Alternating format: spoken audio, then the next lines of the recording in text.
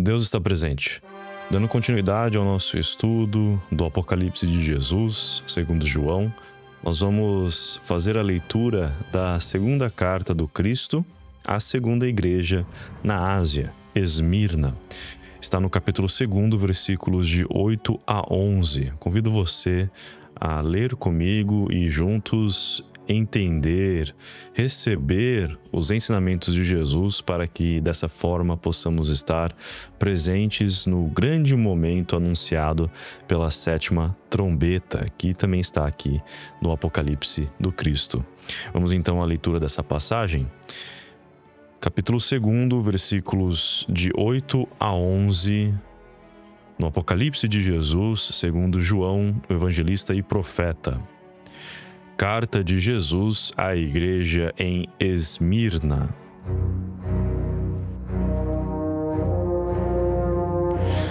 Ao anjo da igreja em Esmirna escreve: Estas coisas diz o primeiro e o último, que esteve morto e tornou a viver. Conheço a tua tribulação, a tua pobreza, mas tu és rico, e que és caluniado por aqueles que se dizem apóstolos e não são, sendo antes templo de Satanás. Não temas as coisas que tens de sofrer. Eis que o diabo está para lançar em prisão alguns dentre vós para serem expostos à prova, e tereis tribulação de 10 dias. Sê fiel até a morte, e eu te darei a coroa da vida. Quem tem ouvidos de ouvir, ouça o que o Espírito diz às igrejas do Senhor. O vencedor de nenhum modo sofrerá o dano da segunda morte. Esse final nós temos que ler sorrindo, porque aqui vemos que o Cristo está falando para todos nós que se seguirmos aquilo que ele coloca nesta segunda carta à igreja em Esmirna, não sofreremos o dano da segunda morte. Portanto, é um momento de felicidade, é um momento de entender que, poxa, todo o meu esforço aqui, toda a minha perseverança, ela vai ser recompensada e da melhor forma possível que eu poderia pensar aqui em realizar. Jesus está trazendo para nós que não sofreremos o dano da segunda morte. Agora, antes de entendermos o que é a segunda morte e assim ver a aplicação dela nessa vivência do novo mandamento de Jesus para a materialização do seu reino aqui na terra e assim estarmos presentes no momento anunciado pela sétima trombeta, vamos ver o que o Cristo nos fala sobre a nossa condição aqui na terra. Ele mesmo nos diz que conhece as dificuldades que estamos enfrentando. Então ele sabe aquilo que você está passando, aquilo que você nesse momento enfrenta. Ele não fala com a gente desconhecendo o que se passa na nossa vida, como a dizer para nós: olha, você não está usando o máximo do seu tempo que você tem durante o dia, as 24 horas do seu dia. Só que as pessoas que falam isso, em sua grande maioria, desconhecem muitas vezes o que nós estamos enfrentando e que nos impede de fazer o uso do tempo da forma como eles acreditam que acabam sendo o certo, para assim superarmos as nossas dificuldades. Podemos muito bem estar enfrentando uma questão no campo da saúde, uma questão familiar, ou mesmo um cansaço crônico, um estresse crônico, situações da nossa vida que nos impedem de realmente acabar nos voltando a essa questão. Mas, diferente aqui, o que vemos é Jesus dizendo para nós o seguinte: eu conheço o que você está passando, eu sei o que você está enfrentando, e você pode muito bem superar. Vamos ver como? Vamos procurar entender como a gente consegue superar essa situação, porque daí depois disso você pode sim começar a fazer mudanças na sua vida de modo que você faça o melhor uso do tempo que você tem, da forma como você pensa e quer utilizar para o crescimento pessoal, o crescimento da família, o crescimento da sociedade que você está. Então Jesus ele está falando para nós o seguinte: conheço o que você está enfrentando.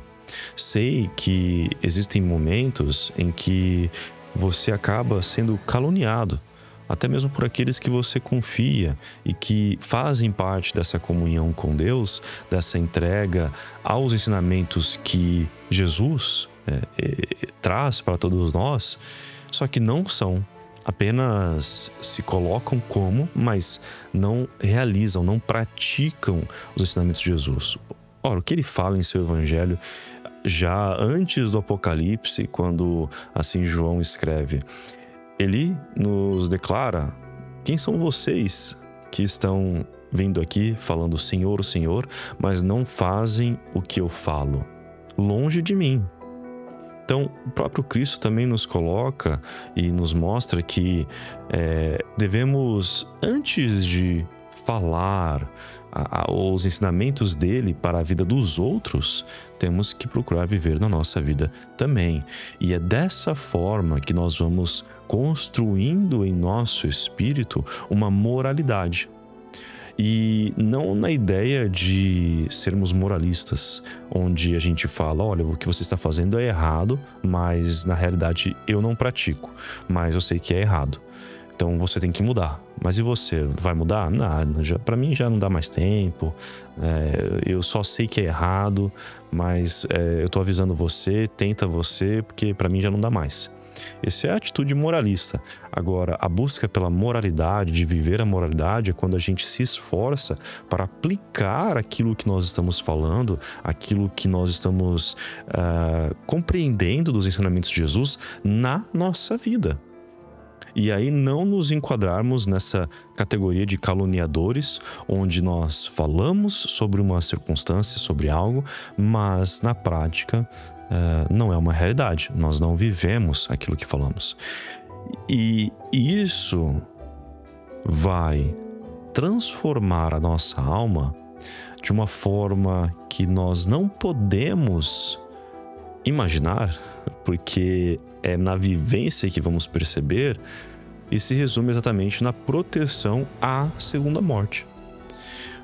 O irmão Paiva, nos seus estudos sobre o Apocalipse, ele nos ensina que a segunda morte é a morte moral. Portanto, quando nós passamos por ela, significa que a nossa presença, o nosso espírito, a nossa expressão, a nossa fala não tem peso nenhum. Não tem nenhuma autoridade. Por quê? Porque estamos na segunda morte. Estamos tendo uma morte moral. E é exatamente nesse ponto de falar aquilo que deve ser feito, mas não fazer. Então, o que o Cristo nos fala aqui, nos pede, é atenção a esse detalhe. Olha, eu sei que você está passando por dificuldade. Eu sei que você tem desafios. E sei também que existem pessoas no meio que estão falando para você seguir os meus ensinamentos, mas eles mesmos não fazem isso. E diante dessa realidade, todos vão passar por uma tribulação. A tribulação, e aí o detalhe, chega para todos. Todos nós vamos passar por essas dificuldades, esses desafios que estão no Evangelho de Jesus, na passagem sobre a grande tribulação. Ninguém vai escapar. Até mesmo os que se colocam como escolhidos. O próprio Cristo que fala isso no seu Evangelho. Agora, esses que se colocam como escolhidos vão ter uma força espiritual, uma proteção espiritual para poder, no meio da tribulação, da tempestade, encontrar meios e modos para acalmá-la e para superá-la, para não passar pelo dano da segunda morte. E aí Jesus nos declara isso. Vocês então vão enfrentar essa tribulação, esse desafio. Satanás, que é a soma das maldades humanas, ou seja, que é a reunião desses pensamentos, atitudes, ideias, motivações para destruição completa do outro, do próximo, ainda que seja um ato ilusório, porque a gente não destrói o próximo completamente, a gente não faz uma destruição completa das coisas no seu sentido absoluto de imaginar, porque Jesus, o Cristo e Deus, eles se utilizam das transformações das coisas materiais para a manutenção da vida. Por isso, a ideia de que matar o outro é destruir o outro por completo é uma falácia. Nós não fazemos isso e não temos autoridade para isso. Portanto, quando esse ato acontece, sofremos a penalidade. É o que está na primeira lei, mandamento de Deus: não matarás. Exatamente porque nós não podemos matar. A própria ideia é uma hipocrisia que nos coloca em uma penalidade, em sofrimento. E nós não queremos isso. Por isso não podemos ter essa visão ou buscar a destruição do outro. E aí o que o Cristo está nos falando aqui então? Estamos falando que vai ter a dificuldade, vai ter a tribulação. Pessoas que estão vinculadas a esse sentimento de Satanás, que é a soma das maldades humanas, ou seja, de realmente praticar o mal por quererem praticar o mal, vão atormentar. Eles vão estar lá, né, mexendo com você, vão estar lá te perturbando, trabalhando contra as suas atitudes, contra aquilo que você quer carregar, que você está ali praticando. Mas não tema. Não tema, porque é por pouco tempo. Essa perturbação, essa tribulação vai passar. Se mantenha firme na sua posição. Se mantenha forte na ideia e princípio divino que o Cristo traz. Porque também se manter forte num princípio humano é teimosia, é se manter na ignorância. O que estamos falando aqui é de se manter forte num princípio divino, num princípio que o próprio Cristo nos traz. E o maior de todos é o amor. Seu novo mandamento: amai-vos uns aos outros como eu vos amei, somente assim podereis ser reconhecidos como meus discípulos. E aí, nessa prática, veja, somente praticando o amor do Cristo é que nós seremos reconhecidos como seus discípulos. Não é só falando sobre, mas é praticando. E aí, nessa prática, nós vamos colocar a nossa alma, o nosso espírito, numa moralidade divina em que, onde quer que estejamos, as pessoas vão sentir na nossa presença, na nossa alma, essa energia divina. E a gente tem esses exemplos diários. Quantas vezes, num ambiente em que estamos, entra uma pessoa, de repente tudo muda. Todo o ambiente muda, para bom ou para ruim, os dois lados. Isso é uma questão espiritual que está vinculada ao que aquela alma carrega. Por isso que, quando nós buscamos estar nessa vibração do Cristo, o ambiente em que nós estivermos vai se manifestar o quê? O amor divino. E quando estamos juntos em nome dele, de Jesus, adivinha o que acontece? Ele mesmo fala em seu evangelho: quando 2 ou mais estiverem reunidos em meu nome, ali estarei entre eles. Ou seja, o próprio Jesus se faz presente. Ele mesmo se coloca à disposição de estar ali com a gente para que possamos nos proteger espiritualmente das circunstâncias do mundo e assim, por nossas práticas, ou seja, escolhas próprias, nossas ações, vamos nos colocando como escolhidos para superar, sobrepujar a tribulação, o desafio que vem ao mundo e que está no mundo também. Essa carta, ela nos mostra o valor moral e a carga espiritual de todos aqueles que se dispõem a viver segundo os princípios que Jesus traz em seu Evangelho e Apocalipse. E tem muita ligação com a questão da sétima trombeta. Por quê? porque somente aqueles que se colocaram nessa vibração e trabalharam para o reino de Deus é que estarão ali presentes neste momento de grande glória em que anunciaremos em uma só voz, em um só espírito, que finalmente tudo aquilo que acontece no mundo e que está no mundo e que representa um sofrimento sem igual, que representa uma grande tribulação em nossas vidas, passou. E agora quem reina é Deus. Quem reina é a verdade, é o amor divino, é a paz, é a solidariedade. Todos esses princípios que nos fazem olhar para o sofrimento não como algo que nos derruba, mas como algo que nos eleva e glorifica a Deus. Exatamente como foi o grande sofrimento de toda a humanidade, que foi a crucificação de Jesus. Quando Jesus foi crucificado, ali foi a representação de toda a dor e sofrimento da humanidade. Mas o próprio Cristo nos mostrou que na transformação da matéria, quando o corpo passa pelo fenômeno da morte, é que aí o espírito é glorificado. É que aí nós vemos a grande glória de Deus, da vida eterna, e não enfrentamos a segunda morte.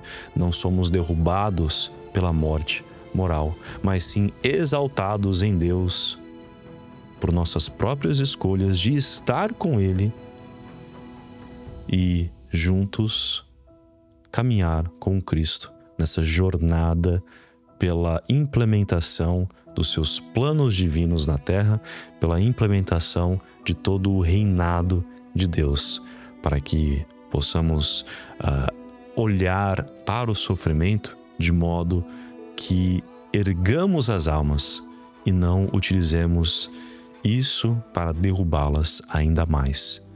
Não nos coloquemos nessa estratégia de Satanás, ou seja, da maldade, da soma das maldades humanas, para manter as almas nas condições perturbadoras que estão e que acabam contribuindo para manter o sofrimento aqui na Terra. Nós vamos sempre trabalhar pela mudança em Deus. Muita coisa que a gente pode extrair dessa passagem e muito mais ainda para ser discutido. Obviamente, porque Jesus, como o próprio Irmão Paiva nos ensina, é uma conquista diária. Ou seja, todos nós, quando passamos a estudar o seu Evangelho e Apocalipse, vamos cada vez mais extraindo lições para a nossa vida. Agora, o grande ponto aqui é observarmos as nossas ações. O que é que estamos falando, mas não estamos fazendo? E perceba, quando você fala algo que você pratica, o peso que tem em relação a algo que você não pratica. Nós podemos muito bem falar para o outro: olha, faça exercícios, é ótimo para a sua saúde. Mas você não faz. A pessoa não vai nem ouvir, não vai nem dar atenção.